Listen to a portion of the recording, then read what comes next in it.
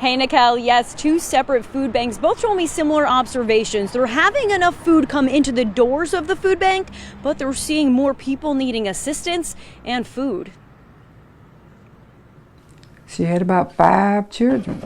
Just days ago, Mary Steele was working the food bank at Pleasant Grove Church and crossed paths with a family of 7, looking to get any food they could to make ends meet. I run up on people like that every so often.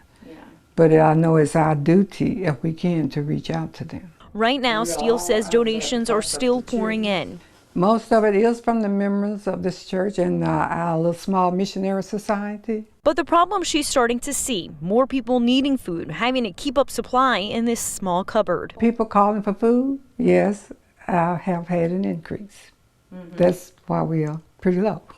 Limestone County churches involved also seeing a slight rise in foot traffic. We'll have anywhere from 10 to 20 clients come in looking for food nearly daily. That's up to 100 people per week. That number is expected to climb as inflation and rising interest rates weigh on Americans nationwide. I think the inflation is just now beginning to affect folks. Limestone County Churches Involved has 41 partners supporting them, all churches here in the community. Publix does a food drive and helps us out. We just received some $30,000 worth of food from them. No shortage of supply at all.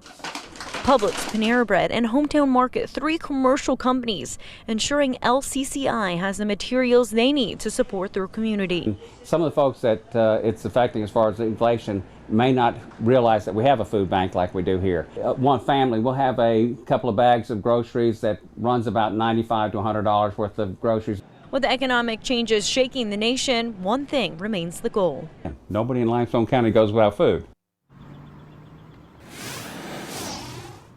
Last year, this food bank spent over $275,000 in assistance and in food. Now, according to the quarterly report, they're already on target to surpass last year's numbers by $100,000. Reporting live in Limestone County, Olivia Schuler, WAY 31 News.